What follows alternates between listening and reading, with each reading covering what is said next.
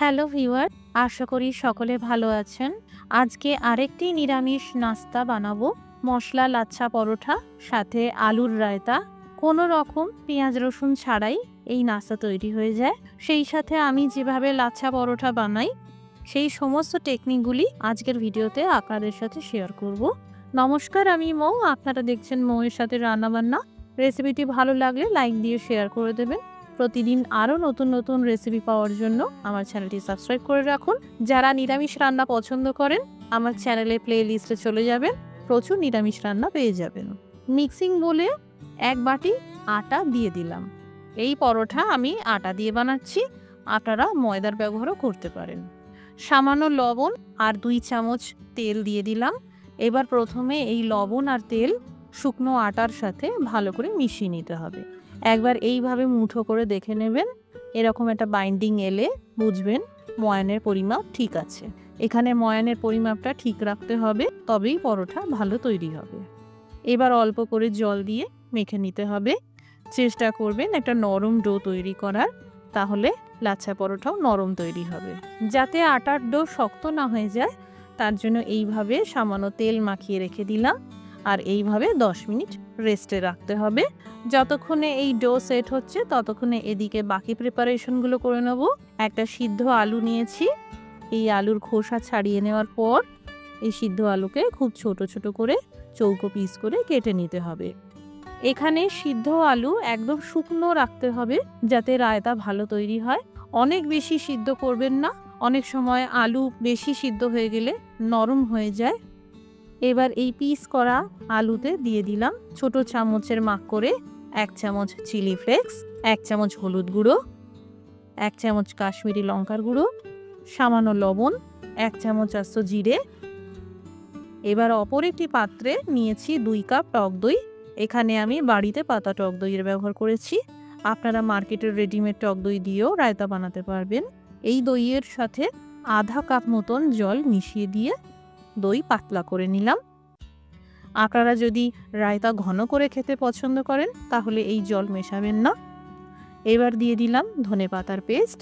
এখানে 1 মুঠো ধনেপাতাকে একটা কাঁচা লঙ্কা দিয়ে পেস্ট করে নিয়েছিলাম। এরই সাথে বড় চামচের মাপ করে 1 চামচ সেঁকা জিরের গুঁড়ো দিয়ে দিলাম। স্বাদ মতন আধা চামচ বিট লবণ দিলাম। এবার ভালো করে এই সব উপকরণগুলি মিশিয়ে নিতে হবে, আর বেশ এইভাবে একটু ফেটিয়ে নেবেন, তাহলে রায়তা একদম মসৃণ ক্রিমের মতন তৈরি হবে। এবার এদিকে ফ্রাইং প্যানে সামান্য তেল গরম করে নিয়েছি। এই মশলা সহ সিদ্ধ আলুর পিসগুলোকে দিয়ে দিলাম। হালকা ভাজা ভাজা করে নিতে হবে। এইভাবে হালকা ভাজা ভাজা করে নিলে রায়তা খেতে ভালো লাগবে। যারা কম তেলে বানাতে চাইছেন এইভাবে না ভেজে সিদ্ধ আলু ডাইরেক্ট দিয়ে রায়তা বানিয়ে নিতে পারবেন, তবে স্বাদ বাড়াতে এইভাবে ভেজে নিলেই ভালো, এতে রায়তা আরও খেতে ভালো লাগবে। এবার এই ভাজা মশলাসহ আলু দইয়ের মধ্যে দিয়ে দিলাম, ভালো করে মিশিয়ে নিলাম। তবে পুরোটা দিলাম না, কিছুটা রেখে দিলাম, পরিবেশনের সময় সাজানোর জন্য ব্যবহার করব। আলুর রায়তা একদম তৈরি। এবার লাচ্ছা পরোটার মশলা তৈরি করব। এর জন্য একটি পাত্রে ছোট চামচের মাপ করে 1 চামচ হলুদ গুঁড়ো দিয়ে দিলাম 1 চামচ লঙ্কার গুঁড়ো, 1 চামচ ধনের গুঁড়ো, 1 চামচ জিরের গুঁড়ো, 1 চামচ গরম মশলার গুঁড়ো, 1 চামচ ম্যাগি মশলা, 1 চামচ আদার পাউডার, এটা না থাকলে আপনারা আদা বাটা দেবেন, 1 চামচ চাট মশলা দিয়ে দিলাম, 2 চামচ তেল দিয়ে ভালো করে মিশিয়ে নিলাম। এখানে সম্ভব হলে আপনারা তেলের পরিবর্তে ঘি দিয়েও মশলাটা তৈরি করতে পারেন। এবার এখানে পরোটা বানানোর জন্য প্রথমে লম্বা লেচিকে 4টে সমান ভাগে কেটে নিতে হবে, যাতে প্রত্যেকটা পরোটার সাইজ সমান তৈরি হয়।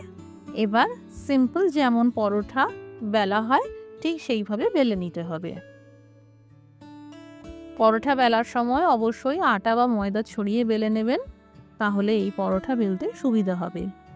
একটা পিৎজা কাটার নিয়েছি, আপনারা এরকম পিৎজা কাটার না থাকলে ছুরি দিয়েও করতে পারবেন। এইভাবে যতটা সম্ভব সরু ফিটের মতন করে কেটে নিতে হবে। একবার এইভাবে এই টেকনিকে বানিয়ে দেখবেন, লাচ্ছাগুলো পরোটাতে খুবই ভালো তৈরি হয়। এই সব ফিতেগুলোকে এবার এক জায়গায় এইভাবে কাছিয়ে নিতে হবে। এবার এইভাবে ঘুরিয়ে ঘুরিয়ে রোল করে নিতে হবে। আর যে এক্সট্রা অংশটা বেরিয়ে রয়েছে সেটা এইভাবে পিছনের দিকে চেপে দিতে হবে। আটা বা ময়দা ছড়িয়ে হালকা চাপ দিয়ে বেলে নিতে হবে। এইভাবে বেলে নেওয়ার পর যে মশলাটা তৈরি করেছিলাম এইভাবে ব্রাশ করে দিয়ে দিলাম।